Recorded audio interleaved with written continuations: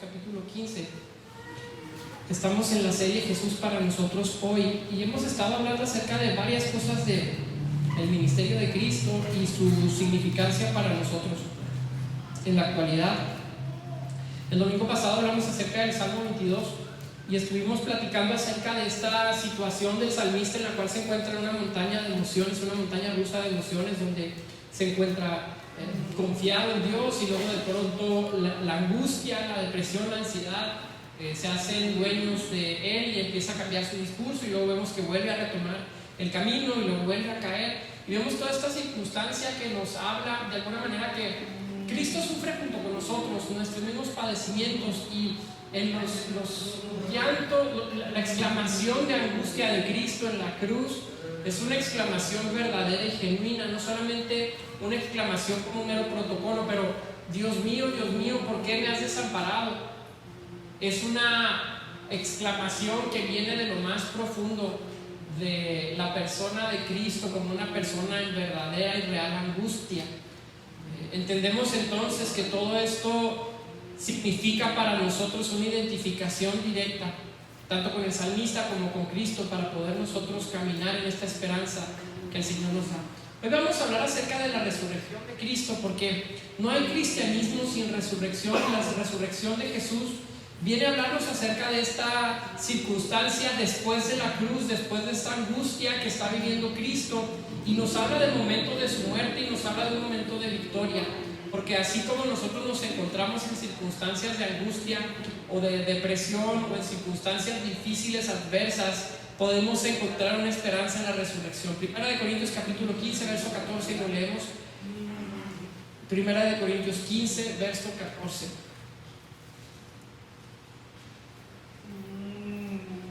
Dice: y si Cristo no resucitó, vana es entonces nuestra predicación, vana es también vuestra fe. Dice Pablo a los Corintios: si Jesús nunca ha resucitado, entonces les estoy predicando de oquis, y la fe que ustedes tienen es de oquis. Todo el circo que hacemos, todo el trabajo que se desempeña, toda la labor que estamos realizando viene a ser reducida a mera vanidad si realmente Jesús no resucitó y si no encontramos en la resurrección una esperanza para nosotros. Porque no solamente Cristo resucita para gloria del Padre, sino viene a llevarnos junto con Él en una resurrección en la cual compartimos esta nueva posibilidad de creación y de comunión eterna con el Padre. Hemos hablado ya de Jesús encarnado, y esto significa el Jesús angustiado, el Jesús temeroso, el Jesús traicionado por sus discípulos, el Jesús crucificado. Pero la fe cristiana va a depender totalmente de la resurrección de Cristo, y es ahí donde ponemos nuestros ojos de tal manera que podamos entender a profundidad lo que significa esta resurrección y poder crecer a partir de ella. La fe en la resurrección va a ser entonces la gran esperanza del cristiano. Gálatas capítulo 1 verso 15 nos va a hablar de las apariciones de Cristo a diferentes personas. Nos da la Biblia que se aparece a ciertas mujeres, también nos habla que se aparece a los discípulos, también Pablo nos está diciendo que se le apareció a él para enseñarle las cosas concernientes al Evangelio, y podemos encontrar en toda esta dinámica de apariciones que encontramos que Jesús se aparece con propósitos muy específicos y claros.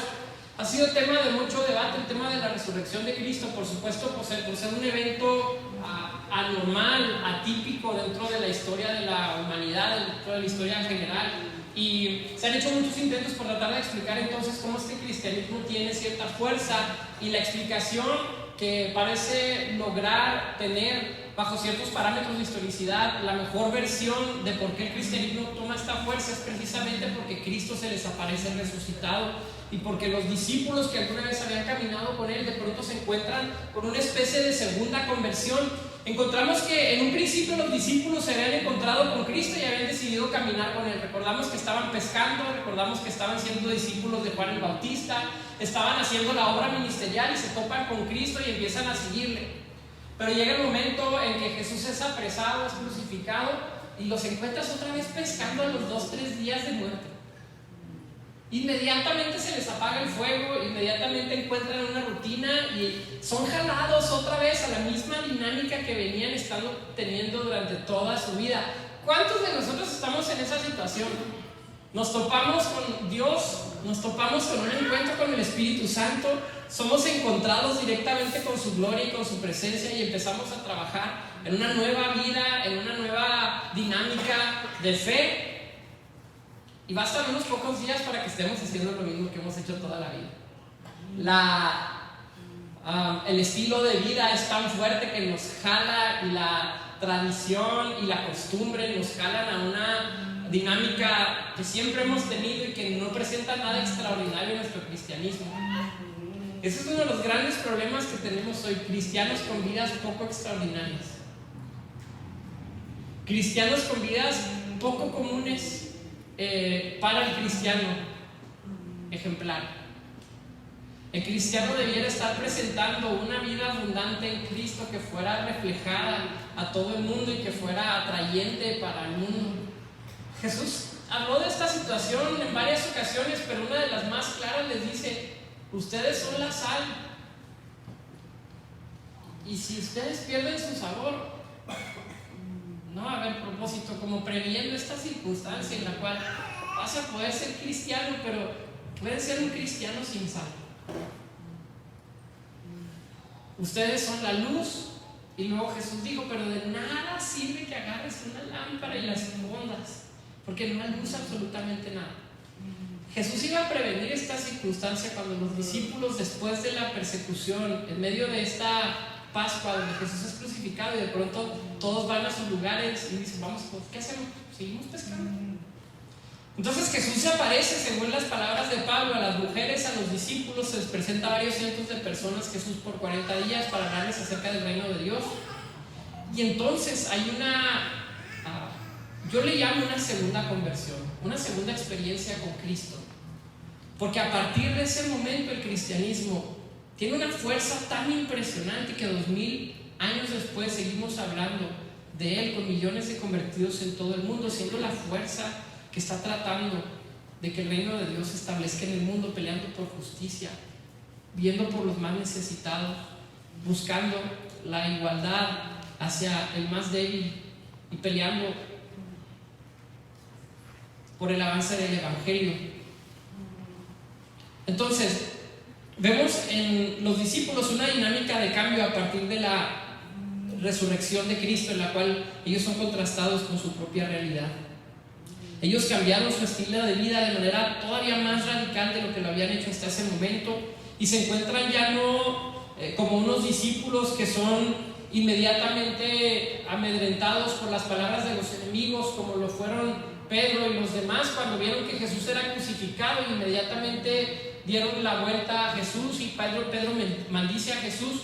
Pero después de eso nos damos cuenta que los discípulos están dispuestos a morir por la causa de Cristo. Hay un encuentro con el Jesús resucitado que hace que su perspectiva cambie de las cosas, de tal manera que ya no vivían para sí mismos, sino que verdaderamente, habiendo comprobado la promesa de Cristo, empiezan a vivir por la causa del Evangelio. Uno de los diagnósticos que podemos tener en la iglesia entonces es cristianos que no han contemplado la resurrección de Cristo, cristianos que no están dispuestos a morir por la causa de Jesús porque no se han encontrado con el Jesús resucitado, porque no hemos contemplado a Cristo verdaderamente glorioso, levantado en gloria, en majestad, de tal manera que nuestras vidas entonces dejen de ser tan poco comunes y empiecen a encontrar un sentido de eternidad, no solamente de manera conceptual, sino de manera real, en un estado y en un estilo de vida constante, donde la eternidad es nuestra meta y es nuestro punto de comparación. Si el cristiano tiene como punto de comparación esta vida, su vida va a ser totalmente ordinaria. Si el cristiano tiene como punto de contraste la eternidad, entonces su vida tiene que ser totalmente distinta a la de las demás personas. Por eso no extraña a personas tan raras como la familia Corral, o los Núñez, o personas tan extrañas como Marcelo, que hemos platicado mucho de él, pero las acciones de una personas como estas no pueden ser explicadas a la luz de una dinámica terrenal. Solamente pueden ser explicadas a la luz de una dinámica eterna. Pueden ser locos, pueden ser extraños, pero encuentras una simple explicación cuando empiezas a voltar a verse a la eternidad y decir: vale la pena que hoy muera, porque voy a conocerle, que voy a encontrarme con Él, porque le he visto resucitado, porque le he visto sentado en majestad y gloria. Por eso es tan importante entender que los discípulos pasan por este cambio tan angustioso, tan difícil, pero tan llevadero por causa del poder del Espíritu Santo.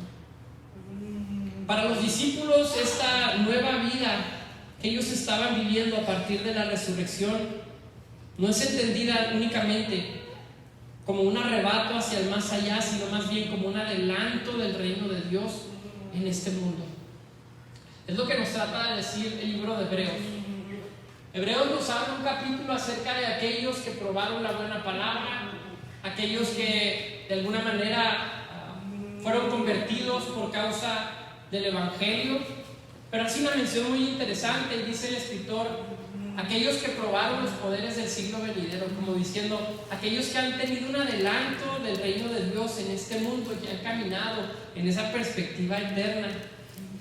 Porque lo que tenemos para nosotros hoy es precisamente esa perspectiva eterna adelantada para nosotros y podemos caminar en ella. Aquellos que probaron los poderes del siglo venidero. ¿Qué significa? Que hay un desfasamiento entre lo que estás viviendo y el adelanto del reino de los cielos, el anunciamiento de Dios. El reino de los cielos se ha acercado y está entre vosotros. Arrebátenlo, alcáncenlo, está a la mano, puedes alcanzarlo. Puedes tener una perspectiva eterna en tu vida y no estar enfrascado en cosas tan materiales. Hoy fue uno de esos días. Ustedes saben, hay días que tú dices: hoy va a ser uno de esos días. Porque no les voy a decir por qué. Hoy fue uno de esos días que me levanté todo bien y luego no quieres prender el teléfono. Prendes el teléfono y entra otro mensaje. Nos levantamos, ya traía yo el ánimo como al 80%, y luego levantamos a los niños, y no sé por qué los domingos tienen la mala costumbre de ser niños de 5 años y de 1 año, y ya estábamos regañando al varón y estábamos: vete los dientes, vete, no quería soltar lo que estaba haciendo, hazlo, tuvimos que regañarlo, tuvimos que dejar. Lo dejé en el baño ya listo, le dije: vámonos para abajo. Me fui para abajo, me alisté, eché mis cosas a la camioneta, al carro. No se nos permite llegar tarde, no sé por qué no nos dejan llegar tarde aquí a la iglesia, pero tuvimos que llegar temprano. Y le dije: vámonos. Y no me hace caso. Vámonos. Y no me hace caso, y no quería hacer caso, y le dije: ¿te vas a quedar? Y no me quiso contestar. Estaba parado. Y dije: ya me voy. Y empezó a llorar. Pero bueno, se le cerró la puerta de la casa y dice como que vio y empieza a llorar. Pero ya para ese entonces yo ya estaba al 60%. Hermanos, iba dando vuelta en la Juan Escuti a periférico de la juventud Juan Escuti. Yo venía con unas ganas a la iglesia. Y venía diciéndole al Señor: Padre, hay días difíciles. Ay, Dios, oigan, ya se vuelto costumbre decir esto cada domingo. Y de pronto iba llegando. Les recuerdo que la clase empieza a las 10, pero eran las 10.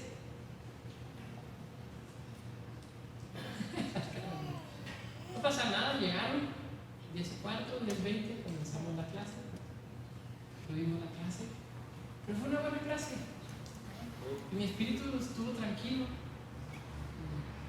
Hubiera querido un grupo de alabanza completo, pero fuimos poquitos de arriba, pero nuestro corazón estaba entregado a Dios. Y de pronto ya mi ánimo 80%, 90%. Y ocasiones donde la perspectiva terrenal es real. Y puede ocurrir en un evento tan momentáneo, donde no te das cuenta y perdiste la perspectiva eterna y estás tan envuelto de las cosas del día a día, de las personas cercanas, de tu trabajo, de tu situación, que perdiste todo sentido de perspectiva cristiana. Entonces tu ánimo, tu angustia, de la cual hablamos la semana pasada, tu desesperación, tu tristeza, se enseñorea de ti, porque perdiste toda perspectiva de que es Dios eternamente dándonos su reino para compartirlo con nosotros, y que lo que hacemos es para su gloria, y que lo que hacemos es para que Él sea exaltado y glorificado en primer lugar. Pero el egoísmo en ocasiones es exacerbado por causa de una falta de perspectiva eterna. Porque cuando vemos las cosas terrenales, nuestro egoísmo, nuestro yo, viene a tomar el trono de nuestro corazón y nuestra mente y nuestras decisiones, y empezamos a ver las cosas de manera tan diferente. Pero de pronto te das cuenta que Dios es eterno. Hay puntos en que te das cuenta que Dios es poderoso, que las circunstancias, por más reales que sean, por más reales que sean, Él sigue siendo Dios por sobre todas las cosas. Él sigue siendo Dios por sobre todas las cosas. Hermanos, no se canse cuando tengamos tribulaciones. No desanime cuando estemos pasando por momentos difíciles. Esas palabras pueden rebotar en un corazón en el cual no pasa nada malo. Y también quiero hablarles a esas personas que dicen: realmente la vida no es tan mala. Llegará el momento donde tu fe tenga que ser probada. Llegará el momento donde tu fe tenga que ser probada. Entonces tienes que recordar que la palabra de Dios nos muestra a hombres y mujeres que pasaron por circunstancias difíciles, adversas, de persecución, de muerte, de enfermedad, y de pronto vieron a Jesús resucitado, y todo eso cobró un sentido de dimensión correcto, se puso en su lugar y empezaron a caminar en una dimensión distinta. Entonces sí, Señor, para tu gloria, lo que tenga que hacer para ti. El cristianismo comprometido con el reino de Dios se desprende de una correcta comprensión de la resurrección de Jesús. El cristianismo correcto, el cristianismo profundo, se deriva de entender correctamente que Jesús ha resucitado. Verle, contemplarle y conocer que verdaderamente Él es Dios y que hemos recibido este adelanto del reino de Dios para nosotros el día de hoy, tiene que cambiar nuestra perspectiva.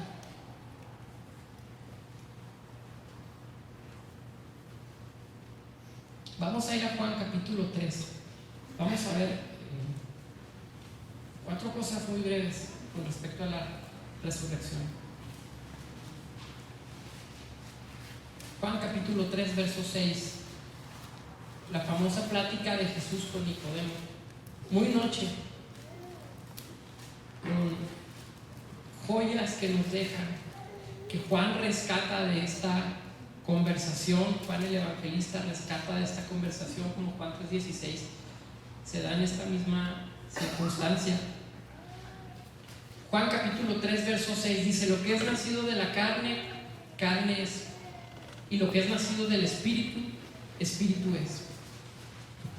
Nosotros participamos, como punto número 1, de la resurrección con el nuevo nacimiento.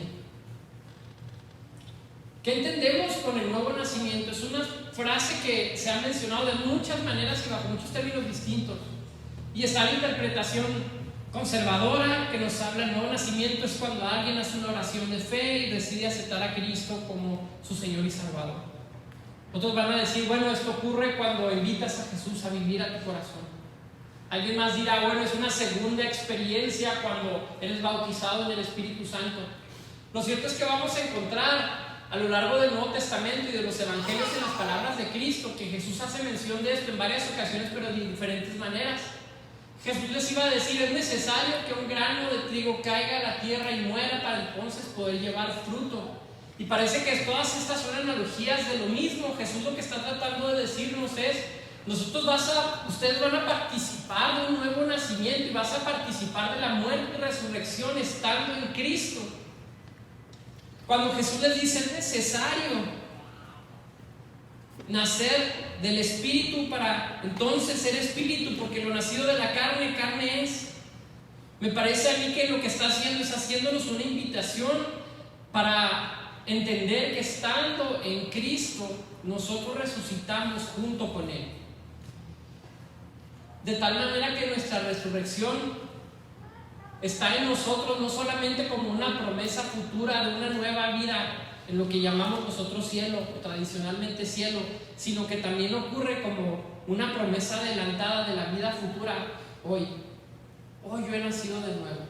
Podemos decir: hoy yo, habiendo participado de la resurrección de Cristo, yo soy una persona que ha nacido de nuevo. El nacimiento de nuevo entonces tiene que ver con que nosotros comprendamos que nosotros somos levantados junto con Cristo, que nosotros nos hemos levantado junto con Él. Si hemos sido crucificados en esa cruz con Él, entonces somos levantados para vida. Filipenses capítulo 3, verso 8.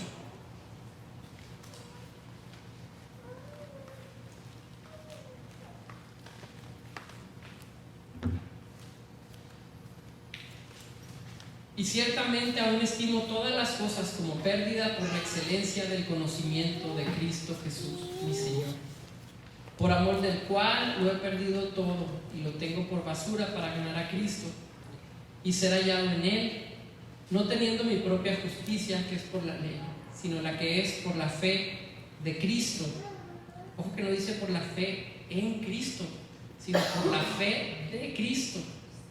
La justicia que es de Dios por la fe, a fin de conocerle, y ojo este verso 10, a fin de conocerle y el poder de su resurrección y la participación de sus padecimientos, llegando a ser semejante a Él en su muerte. Segundo punto, el conocimiento de Cristo y su resurrección debe de conducirnos al conocimiento del poder de Dios. Fíjense que en el verso 10 les dice: a fin de conocerle y el poder. Otra versión va a decir la virtud, otra versión va a decir la fuerza de su resurrección. Pablo les está diciendo: todas las cosas las estimo como pérdidas. Soy justificado por Dios porque tengo fe, pero toda esta pérdida y toda esta justificación por fe la concluye en el verso 10 con el propósito de que pueda conocerle a Él, a Cristo, y además pueda conocer el poder de su resurrección. Dos cosas importantes: conocer a Cristo nos debe de llevar a conocer el poder de la resurrección de Cristo. No existe conocimiento de Cristo sin que se desprende de nosotros ese mismo poder que vivifique nuestras propias vidas. Alguien más lo pondría de la siguiente manera: a fin de conocerle a Él y conocer aquella fuerza, ese espíritu vivificante de su resurrección. Lo que creo que falta en nuestras vidas es el poder del Espíritu Santo, y este se desprende cuando hemos decidido nosotros orar al Señor y pedirlo. Jesús dijo: pidan por el Espíritu Santo. Si ustedes, siendo malos, saben dar buenas dádivas a sus hijos, ¿cuánto más les dará el Espíritu Santo mi Padre a quien se lo pida? Tenemos que orarlo. Pero una vez que el Espíritu Santo ha venido sobre nosotros, hermanos, tenemos que estar conscientes de que nuestra vida va a cambiar radicalmente. Nuestra vida tiene que cambiar radicalmente.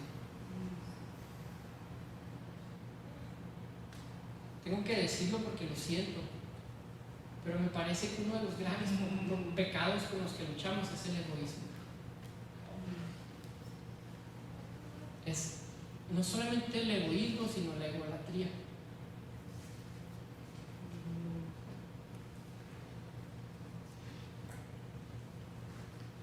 Me parece a mí que el enemigo ha sido demasiado eficaz en hacer que nuestras vidas se centren en nosotros tanto que hemos perdido de vista la comisión que nos ha dado el Señor, que hemos perdido de vista que el poder que ha venido sobre nosotros por su Espíritu tiene la intención de que seamos testigos a otros, que presentemos el Evangelio una vez más, porque si la sal no sale, entonces estamos perdidos, porque si la luz es escondida, entonces no tiene sentido que sea luz. A lo mejor hay luz alrededor de ti, pero las personas no están siendo alcanzadas con esa luz del Evangelio, porque has decidido esconderlo. Necesitamos empezar a cambiar nuestra perspectiva de las cosas y pedirle al Señor: ayúdame a salirme a mí mismo del centro de mi vida y empezar a contemplarte a ti y a tu obra. Me parece que esa es una de las diferencias que hace entre un gran hombre de Dios y un cristiano nominal. Un gran hombre de Dios ha decidido vivir por la causa del Evangelio. Ha decidido empezar a caminar fuera de sus propios límites para acercarse a los límites del peligro en la exposición del Evangelio y del reino de Dios. Les pongo como ejemplo la vida de mi hermana Rosa Bravo. Conocemos, ejemplo de vida.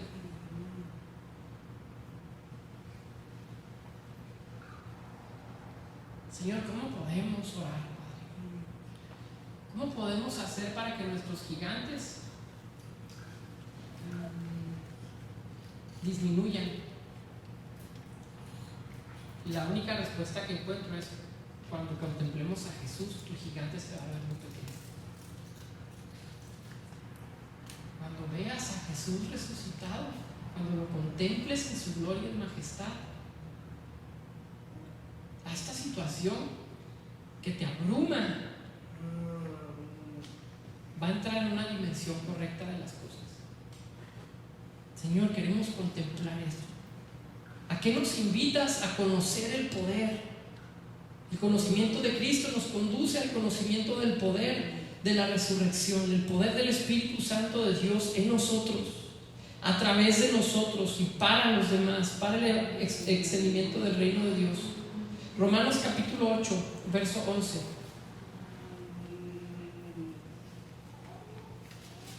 Fíjese qué interesante verso.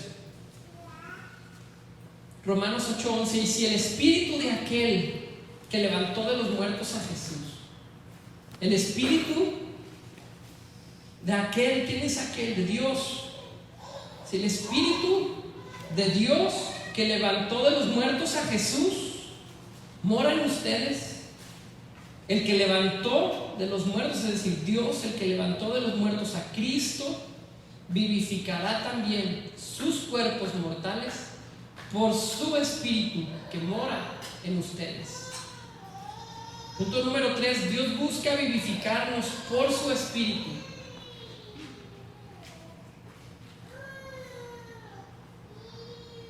Número 1. Participamos de la resurrección con el nuevo nacimiento. Número 2.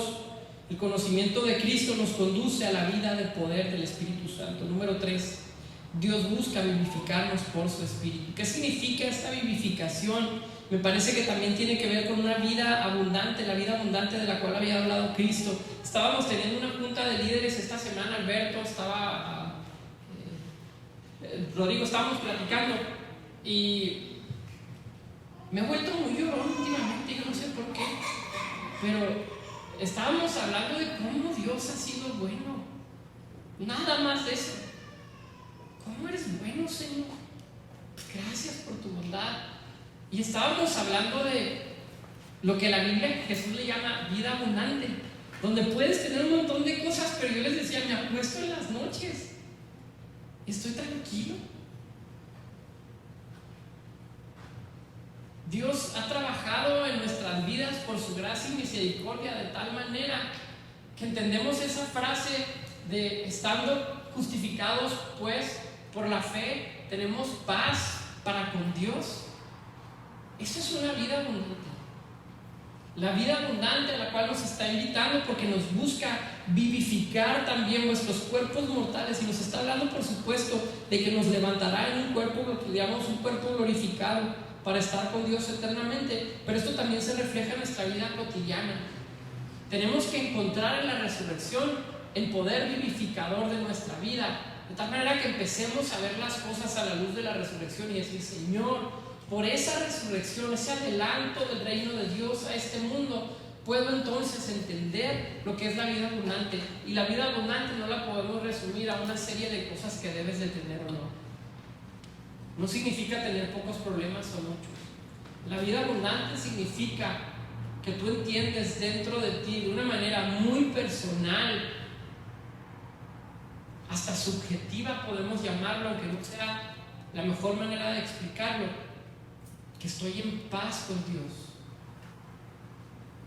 ¿Cómo llegas a ese estado de paz? La semana pasada hablamos de angustia, la semana pasada hablamos de depresión, la semana pasada hablamos de situaciones difíciles de congoja que Cristo comparte con nosotros y que el salmista está tratando de expresarlas a través de su salmo. Pero hoy hablamos de ese estado de paz que trae poder contemplar a Jesús vivo y poder entender que su mismo espíritu va a vivificarme. Su mismo espíritu, la invitación de conocer de su poder, va a ayudarme en mi vivificación. Entonces te encuentras con personas que pueden estar pasando por las peores situaciones y estar cantando gozosos. ¿Cómo lo explicas? No lo podemos explicar. ¿Cómo puedes ver que hay una situación tan adversa y las hermanas y los hermanos siguen constantes y fieles en el Señor? A pesar de que el malo se enriquece, y a pesar de que el malo crece en todos sus negocios, y a pesar de que el malo prospera en todas las cosas, de pronto el cristiano que ha contemplado a Jesús vivo puede encontrar en sí mismo esa paz que aquel que se enriquece nunca va a tener. Y empezar a voltear a ver las cosas y las empiezas a ver en una perspectiva tan diferente. Recuerdo que hace unos años pasaba por esta situación cuando siempre comparaba, algo que tengo que trabajar constantemente, pero cuando empezamos a compararnos con todos los demás, te comparas con el vecino, te comparas con tu amiga, te comparas con tu amigo, te comparas con tu jefe, te comparas con el otro de la escuela, y ahí siempre estamos comparando con todo. Y luego lo hacemos los papás muy seguido. Ya caminó tu hijo. A los 3 meses ya andaba corriendo. Todavía no habla, ¿no? No, ya habla con alemán, inglés. Tiene 8 meses. No lo puedes creer. Pero a donde voltees hay una competencia.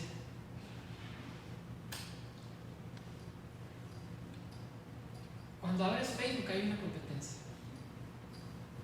El problema es que no cerramos Facebook. El problema es que nos gusta. Estoy abajo porque siempre vas a estar abajo de alguien más. Siempre va a haber alguien más rico que tú. Siempre va a haber alguien con una mejor familia que tú. Siempre va a haber alguien más delgado que tú. Aceptémoslo. Siempre. Pero ahí estamos. Pero no nos despegamos de esa competencia. Y estamos metidos en esa circunstancia, hermanos. Y de pronto cuando empezamos a ver a Jesús vivo, bajo una perspectiva eterna, dejas de quitar importancia a esas cosas. Entonces cuando alguien tiene un carro nuevo o tiene el iPhone que sea o tiene la casa que sea o las vacaciones que sea o la familia o la salud o la congregación que sea, empiezas a ver y dices: yo tengo paz para con Dios, yo estoy bien con Dios. Y a partir de ahí, a partir de ese principio, Dios está trabajando en todo a mi alrededor.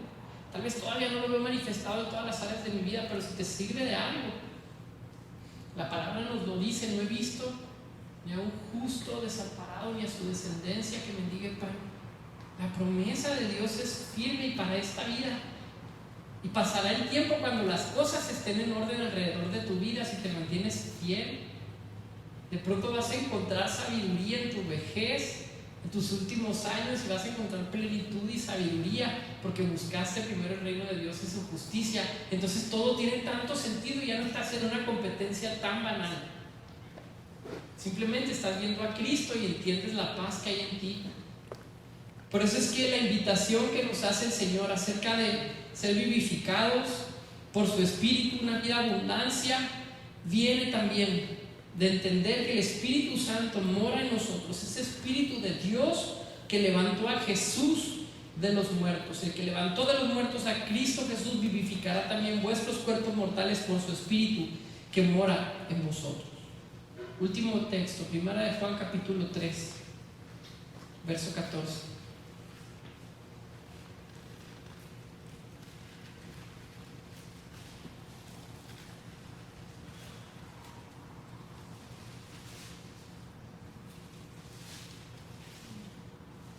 Primera de Juan capítulo 3, verso 14. Dice: nosotros sabemos que hemos pasado de muerte a vida, nuevo nacimiento. Somos resucitados junto con Cristo.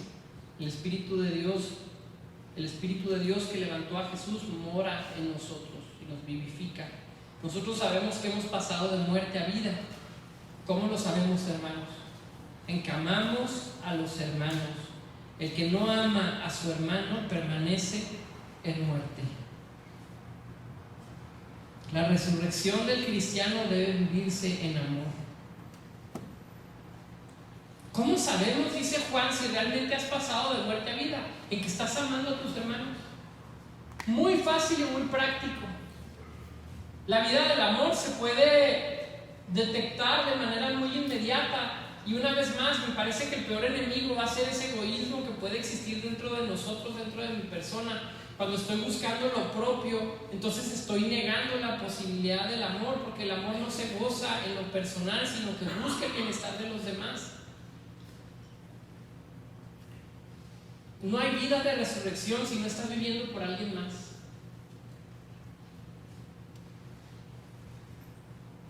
Ahora, hay que tener cuidado si ese amor que tenemos por alguien más no está fundamentado en un principio de egoísmo. Puedes amar a alguien más porque a ti te conviene amar a alguien más. Puedo aparentar estar sirviendo a alguien, puedo aparentar estar haciendo algo por alguien, pero lo hago para mi propia paz, pero lo hago para mi propio bien, pero lo hago para mi propia satisfacción, lo hago para mi propio estatus, lo hago para mi propio beneficio. Y ahí es donde el amor empieza a sufrir pérdidas, porque no es la descripción que la Biblia nos hace del amor. La Biblia nos da una descripción que tiene que ver con un amor entregado, un amor visto por los demás constantemente, donde el yo queda sacrificado. Qué difícil es ese sacrificio. Pero hermanos, aún el servicio a la iglesia, y quiero darle gracias a todos los que sirven en la iglesia, a todos los que están aquí, los que sirven de alguna manera.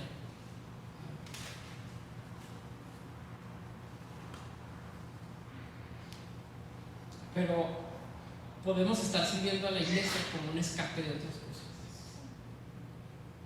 Podemos estar sirviendo a la iglesia porque tengo que hacerlo.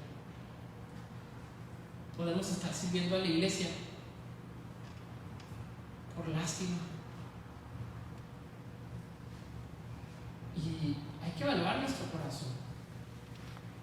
Hay que evaluar nuestro corazón. ¿Dónde está posicionado? Señor, quiero servir a la iglesia. ¿Por qué causa? Porque he sido levantado junto con Cristo. Y este amor que es sacrificial exige de mí, pero el momento en que da, recibe su plenitud de gozo en la vida abundante de Jesús.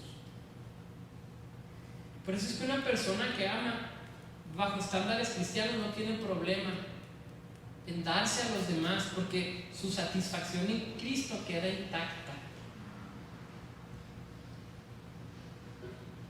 Puedes dar todo y seguir satisfecho, porque tu satisfacción viene de la vida abundante que Dios tiene para ti, no de lo que posees, no de lo que logras, no del reconocimiento que puedes o no tener, pero viene de conocer a Cristo de manera real. Entonces, los 4 puntos. Número 1, participamos de la resurrección por el nuevo nacimiento. Número 2, el conocimiento de Cristo debe conducirnos al conocimiento del poder de la resurrección. Número 3, Dios busca vivificarnos por su Espíritu en una vida abundante. Número 4, la resurrección se vive en amor. ¿Qué propósito tendría la vida abundante si no se vive en amor? ¿Qué podemos concluir entonces? ¿Qué podemos ver en la resurrección de Cristo? Podemos ver la resurrección de Cristo en 3 perspectivas distintas. Una perspectiva a futuro, una prospectiva. Poder encontrar nuestra promesa de que algún momento, en algún día, vamos a verle tal como Él lo conocemos, como Él es, y podremos compartir de su naturaleza de manera eterna. Me preocupa que esta es una de las promesas que menos nos emocionen. Realmente mi preocupación en la iglesia es que nos interese tan poco lo que está después de la vida. Estoy tan preocupado porque toda nuestra motivación surge de esa perspectiva. Porque Jesús dijo: donde está tu corazón, ahí está tu tesoro. Y Jesús les dijo: no hagan tesoros en la tierra, hagan tesoros en los cielos. Pero si nos emociona demasiado poco lo que vamos a obtener cuando lleguemos a los cielos, nuestra vida va a estar con un fruto tan pequeño, nuestras riquezas van a estar tan de este lado, que no vamos a entender lo que significan las promesas de aquel lado. Me preocupa que el cristiano no esté emocionado con algún momento recibir una resurrección de su cuerpo y estar compartiendo con Cristo eternamente lo que nos espere de allá. La vida después de la muerte, como lo menciona el obispo anglicano. ¿Dónde está tu tesoro? Podemos entonces con la resurrección voltear a ver hacia el frente y decir: Señor, hacia allá me estás llamando. Hacia allá tengo que voltear a ver y allá tengo que empezar a invertir. Hace unos años pasó una situación muy cómica aquí en la iglesia, porque teníamos un hermano que tenía una posición económica bastante acomodada y teníamos otro hermano que tenía una posición económica bastante desacomodada, no sé cómo llamarlo. Y el hermano desacomodado se la pasaba quejándose del hermano acomodado. Decía: es que no da, es que no ofrenda, esos ricos no dan dinero y es que son embrochas y no sé qué. Se la pasaba quejándose por todo. Y en una ocasión tuvimos una reunión y le dijo: ¿y qué, hermano? ¿Cómo van los tesoros en el cielo? Así como: ¿a dónde estás poniéndole dinero? Y todos los que habíamos escuchado las quejas, pues nos dio mucha risa. Porque pareciera que el desacomodado cristianamente está diciéndole: haga tesoros en el cielo. Pero puedes notar que él está ansioso por hacer tesoros en la tierra. Y nos damos cuenta en muchas ocasiones de que lo que perseguimos en este mundo tiene tanto que ver con este mundo. Dios te puede prosperar económicamente en una semana. No tiene problema en hacerte millonario. Él no tiene problema en hacerte millonario en unos pocos días. ¿Por qué no lo ha hecho? Tiene muy buenos motivos. Lo que sí nos instruye explícitamente la palabra es: haz tesoros en el cielo, haz tesoros arriba, trabaja por las cosas que son eternas, vive por las cosas que son eternas. Y esto es algo que Rodrigo platica mucho y lo dice muy seguido. Rodrigo tiene una suerte para los negocios, ¿verdad? Nos acaba de platicar, una suerte, compró unas cosas, las vendió, tú supiste, y las vendió a buen precio. Y dice: Dios me puede suplir de la mejor manera que Él le plazca. Y usó un ejemplo tan interesante y dijo: en el camino Dios puede darme un pez para sacar una moneda y pagar lo que tengo que hacer. Dios es poderoso para hacer todas esas cosas de manera tan fácil. Pero Dios nos manda a no afanarnos en eso y afanarnos en las cosas de arriba. A poner nuestro corazón y nuestra vista en las cosas que están en el cielo. Entonces la resurrección nos da una visión prospectiva, pero también nos da una visión retrospectiva. ¿A qué nos referimos? Que podemos ver hacia atrás a esa cruz de Jesús y esa resurrección que cambia el rumbo de la historia de manera tan radical, y que podemos entender toda la historia de la humanidad a la luz de la resurrección de Cristo. Lo hemos platicado hace 2 años que llevamos toda la Biblia en un año. Estábamos tratando de argumentar el principio de un teólogo que se apellida Pannenberg, y él decía: toda la historia del universal se tiene que interpretar a la luz de la resurrección. ¡Qué principio tan poderoso! Antes de la crucifixión y de la resurrección, toda la creación estaba apuntando a ese momento de inflexión de toda la historia del cosmos y del universo. Y luego se cumple en Cristo la muerte, resucita, y ahora a partir de ahí todo el universo está poniéndose en orden por causa de la resurrección. Todo lo que existe, todo lo creado, todos los astros, todos los seres, todas las bestias, es lo que nos dice Apocalipsis: los que están en el cielo, los que están en la tierra, los que están debajo de la tierra, todos se están poniendo en orden porque Cristo resucitó. Podemos verle entonces hacia atrás y darnos cuenta que marcó un rumbo hacia el cual nosotros nos dirigimos. Y la última perspectiva es una visión de llamamiento personal. Cuando contemplamos la resurrección de Cristo, entonces podemos hacer una introspección, prospección, vemos a futuro lo que nos espera en el cielo, y por lo tanto empezamos a trabajar en las cosas del cielo. Retrospección, porque empezamos a interpretar todo lo que ha ocurrido en la historia a la luz de la resurrección de Cristo. Pero algo importante: introspección. ¿Qué te dice a ti la resurrección de Jesús? ¿Qué pide de ti el Señor? ¿Qué pide de la humanidad el Señor una vez que hemos entendido su resurrección? Tenemos buenos motivos para estar esperanzados en lo que viene en un futuro, hermanos. Salmo 22 fue difícil. Leerlo es duro, es doloroso. ¿Se acuerdan? Porque soy un gusano, porque soy el oprobio de los hombres. Pero no se queda aquí. Hay una resurrección de Cristo que nosotros entendemos y que pediremos que el Espíritu Santo revele de manera más clara en nuestros corazones, porque necesitamos tener una vez más una perspectiva eterna. Vamos a orar. Señor,